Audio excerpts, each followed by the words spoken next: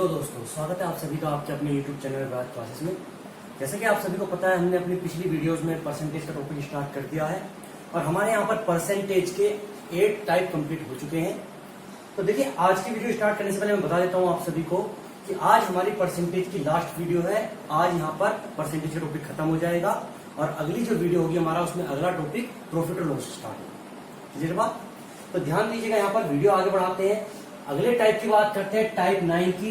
ये जो टाइप है, इस टाइप के क्वेश्चंस में आपके एग्जाम में जो क्वेश्चंस आते हैं वो आय और व्यय पर, इनकम और एक्सपेंडिचर, कितना खर्च करते हो, कितना कमाते हो, उस पर बेस्ड होते हैं। तो चलिए, इसी टाइप का एक क्वेश्चन में लिया हुआ, बिल्कुल सिंपल सा।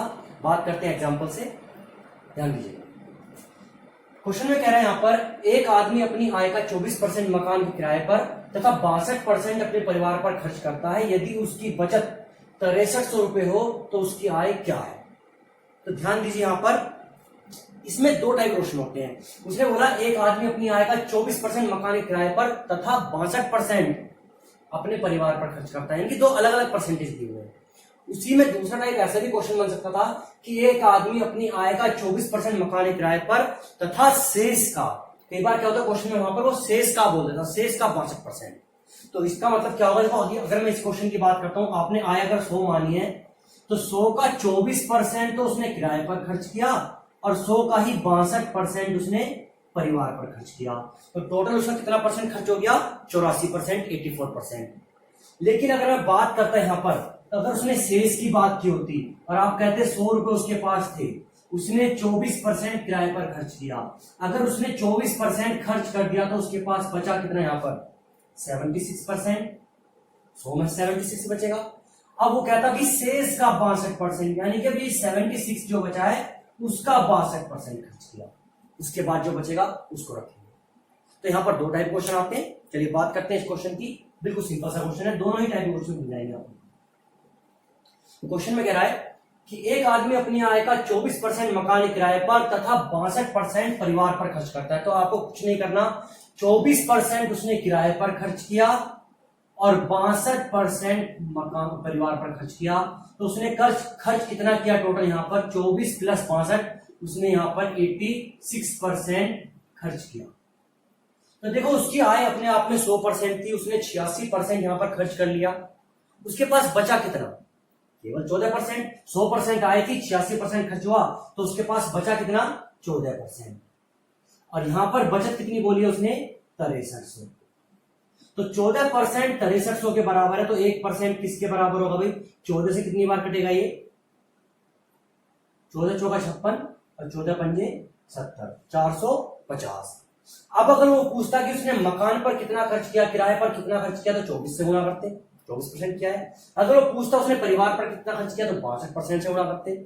अगर उसकी बचत तो खैर दी हुई यहां पर, अब उसने पूछी उसकी कुल आय, तो आय तो अपने आप में 100% होती है, तो कुछ नहीं करना, यहां पर 100 से मल्टीप्लिकेशन करनी है, तो उसकी आय थी यहां पर 45,000। सिंपल सा क्वेश्चन है। चलिए अगले क्वेश्चन की बात करते हैं। अगले क्वेश्चन में कह रहा है कि एक आदमी अपनी आय का 25% मकान किराए पर तथा 60% परिवार पर खर्च करता है।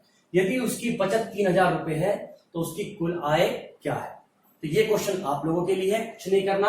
अलग अलग दिया हुआ है, 25% किराए पर खर्च किया और 60% परिवार पर। तो 25 और 60 कितना हो जाएगा? 85%, 85%। उसके पास बचा कितना भाई? 15%। और यहाँ कितना है? 3000। 15% बराबर 3000। 1% की वैल्यू निकाल के कुल आय पूछिए तो 100 से गुणा कर देंगे। ये क्वेश्चन आप लोगों के लिए। चलिए अगले क्वेश्चन में। अगले क्वेश्चन में कह रहा है, राम अपनी कुल आय का 20% मकान किराए के रूप में खर्च करता है और शेष का 70% परिवार पर। यदि उसकी बचत 1800 रुपए हो तो उसकी कुल आय कितनी है? अब यहां पर ध्यान दीजिए, यहां पर उसने बोल दिया शेष का। जब वो शेष का बोलता है तो करना क्या? अगर आप 100 मानना चाहो तो 100 मान सकते हो। हमने कहा उसकी आय 100% थी अपने आप में, 20% मकान पर खर्च कर दिए, तो 100 का 20%, 20 उसने खर्च किया मकान पर। बचा कितना उसके पास? यहां पर 80।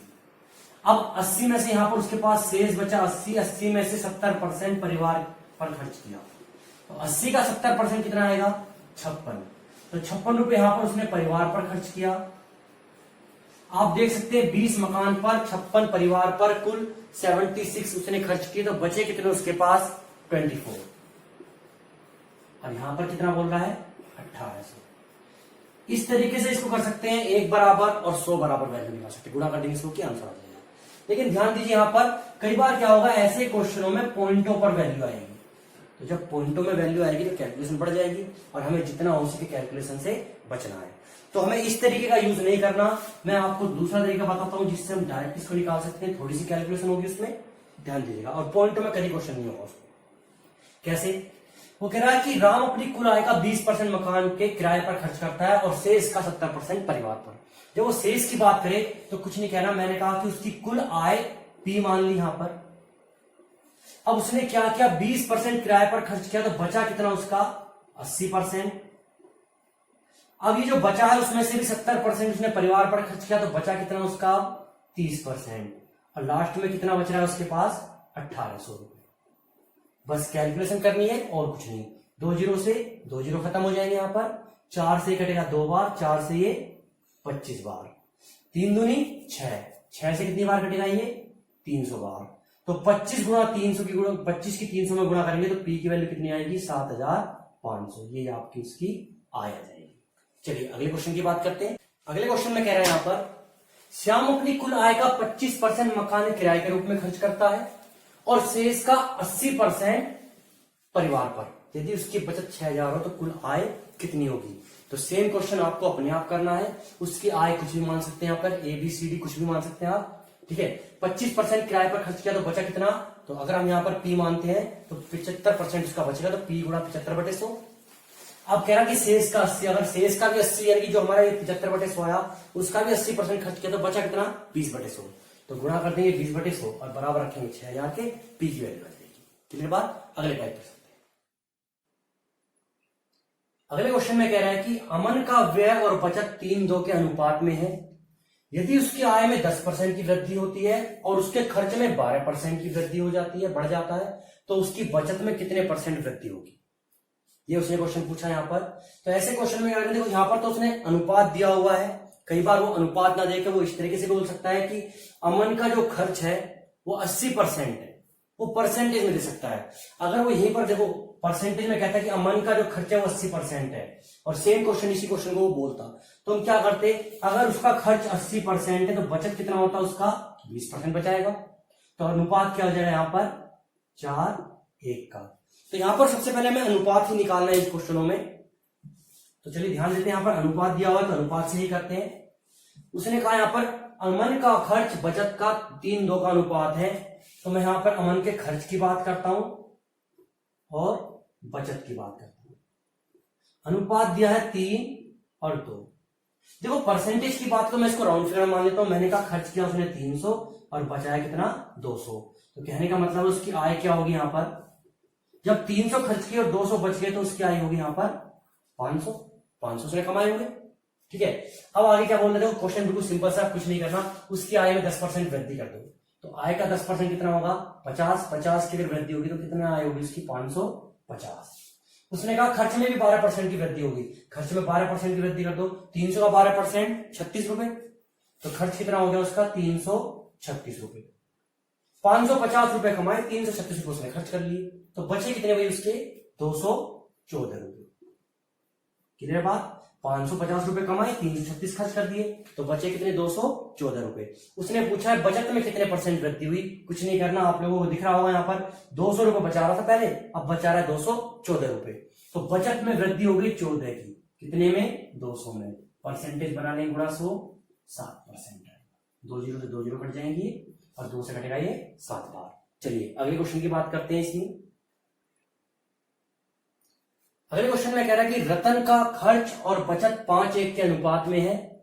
यदि उसकी आय में 25% की वृद्धि होती है और उसकी बचत में 15% की वृद्धि होती है, तो उसकी आय व्यय में कितने % वृद्धि होगी, ठीक है। इस बार यहां पर क्वेश्चन में क्या कहा कि उसकी तो आय बढ़ती है और एक बचत बढ़ती है, तो उसके खर्च में कितने % वृद्धि हुई, इसने यहां पर ये पूछा है। सेम वही क्वेश्चन है, ये क्वेश्चन आप लोगों को अपने आप करना है। 5:1 का अनुपात लेके 500 और 100, तो खर्च उसका 500 है, बचत उसकी 100 है, तो आय कितनी हो जाएगी उसकी 600। इस तरीके से लेके उसको सोल्व करेंगे, ये अपने आप करना है। अगले क्वेश्चन पे चलते हैं।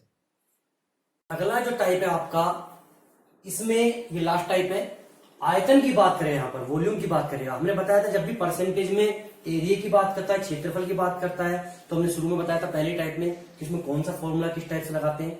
लेकिन जब आयतन की बात करता है तो आयतन को किस तरीके से सोल्व करेंगे, उसके लिए आपको कुछ नहीं करना। आयतन का देखो एक तो बेसिक फॉर्मूला पता होना चाहिए, किस चीज का क्वेश्चन पूछा है उसका आयतन होता क्या है। जैसे क्वेश्चन की बात करते हैं यहाँ पर, यदि एक गोले की त्रिज्या में 50% वृद्धि कर दी जाए तो उसके आयतन में कितने प्रतिशत की वृद्धि होगी। गोले की त्रिज्या में यहाँ पर तो आयतन की बात करें तो गोले का हमें आयतन पता होना चाहिए, करना कुछ नहीं, कैलकुलेशन कुछ नहीं करनी, बहुत सिंपल सा क्वेश्चन हो जाएगा। इसी को यहाँ पर हम अनुपात से लेके करेंगे। कैसे, हमने कहा एक गोला है, उसकी त्रिज्या हमने मान ली अपने आप में 100, रेडियस उसकी 100 मान ली। अब उसने बोला है कि इसमें 50% वृद्धि कर दें, तो ये जो गोला होगा, जो हमारे पास यहाँ पर स्फीयर होगा, इसकी रेडियस क्या हो जाएगी, अगर 50% वृद्धि करेंगे तो 150। बस इनका रेशो ले लो, यहाँ पर 0 से 0 कट जाएगा, 5 से 2 बार और 5 से ये 3 बार। अभी कुछ नहीं करना, उसने पूछा आयतन में कितने परसेंट वृद्धि होगी, तो आयतन की बात करते हैं यहाँ पर। आयतन का भी यहाँ पर रेशो ही लेंगे हम। यहाँ पर गोले का जो आयतन होता है, स्फीयर का जो आयतन होगा, वॉल्यूम होगा, वो क्या होता है 4/3 पाई आर क्यूब। तो लिख देता हूं मैं यहाँ पर, इसका जो आयतन होता है 4/3 पाई आर क्यूब। फॉर्मूला हमें पता होना चाहिए, रख देते हैं यहाँ पर वैल्यू। तो 4/3 ऐसी रहेगा, पाई ऐसी रहेगा, आर क्यूब, आर कितना है यहाँ पर पहले वाले में 2, तो 2 का क्यूब क्या होगा भाई 8 हो जाएगा। ऐसे ही अगले वाले की बात करेंगे, 4/3 पाई आर क्यूब। अब यहाँ पर 3 है आर, तो 3 का क्यूब क्या होगा 27। 4/3 पाई से 4/3 पाई खत्म हो जाएगा, अनुपात आएगा आपका 8:27। तो आप बता सकते हो यहाँ पर पहले 8 था इसका आयतन, अब हो गया 27, तो कितने किसमें इंक्रीमेंट हुआ, कितना यहाँ पर ये बढ़ गया, यहाँ पर 8 से 27 हो गया, ये बढ़ गया यहाँ पर 19। कितने में बढ़ा ये 19, 8 में। परसेंटेज बनाने गुणा 100, 8 से कटेगा कितनी बार 1900 बटे 8 यानी कि 237.5 के समझ में। तो यहाँ पर इसके आयतन में इतने % वृद्धि होगी। अगला क्वेश्चन की बात करते हैं। अगले क्वेश्चन में कह रहा है यदि एक बेलन की त्रिज्या यानी कि सिलेंड्रिकल फॉर्म में दिया हुआ है, उसकी रेडियस 50% कम कर दे और उसकी ऊंचाई में 50% वृद्धि कर दे, तो आयतन में क्या परिवर्तन होगा। कुछ नहीं करना, सेम उसी तरीके से हमने एक यहाँ पर बेलन की बात करी, एक सिलेंडर ले लिया, तो इसको भी हम अनुपात से ही करेंगे। उसने कहा इसकी त्रिज्या में 50% कमी कर दी जाए, तो हमने कहा पहले जो इसकी रेडियस थी वो 100 थी, अब उसको 50 कम करेंगे तो कितना रह जाएगा 50। ऊंचाई में इसकी में 50% बढ़ा दिया जाए, तो ऊंचाई पहले इसकी 100 थी, अब 50 बढ़ा दिया तो कितना हो जाएगा भाई यहाँ पर 150। तो इसको अनुपात से ही हम करेंगे। आयतन में क्या परिवर्तन होगा अभी बताएंगे यहाँ पर। तो सबसे पहले अनुपात लेते हैं, 50 से 1 बार, 50 से ये 2 बार, तो रेडियस का जो रेशो आया वो 2:1 का आ गया। ऊंचाई की बात करेंगे, 50 से कटेगा 2 बार, 50 से ये 3 बार। हाइट का जो रेशो आएगा वो 2 और 3 का आएगा। अब उसने पूछा आयतन की बात करिए, तो यहाँ पर आयतन का ही रेशो लेंगे। यहाँ पर जो सिलेंडर होता है, जो बेलन होता है, उसका आयतन होता है पाई आर स्क्वायर एच। फॉर्मूला पता होना चाहिए यहाँ पर, तो रखते हैं वैल्यू पहले वाले की पाई आर स्क्वायर, तो 2 का स्क्वायर 4 और एच कितना है यहाँ पर 2। दूसरे वाले की बात करते हैं पाई आर स्क्वायर एच, इसका भी होगा पाई आर स्क्वायर, 1 का स्क्वायर 1 और एच कितना है 3। पाई से पाई खत्म हो जाएगा, ये हो जाएगा 8 और ये हो जाएगा 3। तो यहां पर आपको दिख रहा होगा पहले इसका वॉल्यूम, पहले इसका आयतन 8 था और अब कितना हो गया 3। तो 8 से 3 हो गया, कितना हो गया कम हो गया या वृद्धि होगी या कमी होगी, कमी होगी, ये तो पता पड़ गया। उसने पूछा आयतन में क्या परिवर्तन हुआ, हमने कहा कमी होगी। कितने की कमी हुई है भाई, यहाँ पर 5 कम हुआ है, यहाँ पर कितने में 8 में, गुणा 100। परसेंटेज की वैल्यू निकालेंगे, कैलकुलेशन करेंगे तो 62.5% कमी। चलिए इसमें एक लास्ट टाइप का क्वेश्चन रह गया है, उसकी बात करते हैं जो फ्रैक्शन में वैल्यू दी होती है। ये लास्ट टाइप है तो उसको इसी में देख लेते हैं। चलिए बात करते हैं अगले क्वेश्चन की। चलिए ये लास्ट टाइप है, यहाँ पर फ्रैक्शन वाले क्वेश्चनों की बात करेंगे। फ्रैक्शन वाले क्वेश्चन में कह रहा है कि एक भिन्न के अंश में 220% वृद्धि और हर में 150% वृद्धि करने पर 4/5 प्राप्त होता है। मूल भिन्न क्या है, न्यूमिनेटर में 220% की वृद्धि कर दी जाए, इंक्रीमेंट कर दिया जाए, और डिनोमिनेटर में 150% की, तब 4/5 आता है। तो स्टार्टिंग वैल्यू क्या थी, स्टार्टिंग का जो फ्रैक्शन था वो क्या था।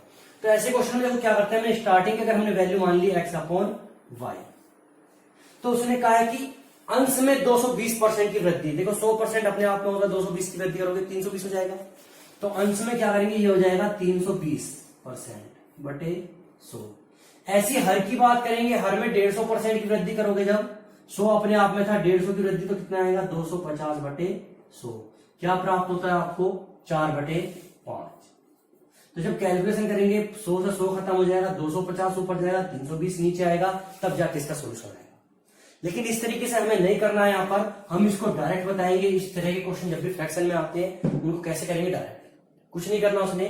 क्वेश्चन में कह रहा है कि एक भिन्न के अंश में 220% वृद्धि और हर में 150% वृद्धि करने पर 4 बटे 5 आता है, प्रारंभिक भिन्न क्या है। तो कुछ नहीं करना हमें, यहाँ पर जो उसने दिया उसको ऐसे लिखेंगे 4 बटे 5। अब उसने कहा अंश में 220 की वृद्धि, अगर 220 की वृद्धि करेंगे अंश में, 100 अपने आप में था, 220 की वृद्धि कर दी, कितना हो जाएगा 320। तो उसकी गुणा कर देंगे हर में 320, उल्टा कर देंगे यहाँ पर, और कुछ नहीं करना।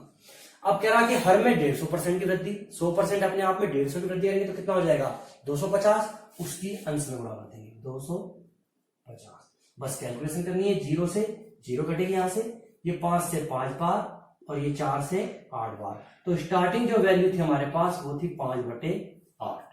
सेम ऐसे ही क्वेश्चन आप लोगों के लिए अगले क्वेश्चन में। अगले क्वेश्चन में कह रहा है कि एक भिन्न के अंश में 25% वृद्धि और हर में 100% वृद्धि करने पर 5 बटे 9 प्राप्त होता है, मूल भिन्न क्या है। ये क्वेश्चन आप लोगों के लिए, ये आपको करना है। तो इसी के साथ परसेंटेज की यूनिट, हमारी परसेंटेज का टॉपिक हमारा कंप्लीट होते हुए, ठीक है। और अगला जो टॉपिक हमारा चलेगा, अगली जो वीडियो आएगी, अगला टॉपिक चलेगा हमारा प्रॉफिट और लॉस का। धन्यवाद। अगर आप लोगों को वीडियो पसंद आ रही है तो लाइक, कमेंट, शेयर, सब्सक्राइब जरूर कीजिएगा। Thank you.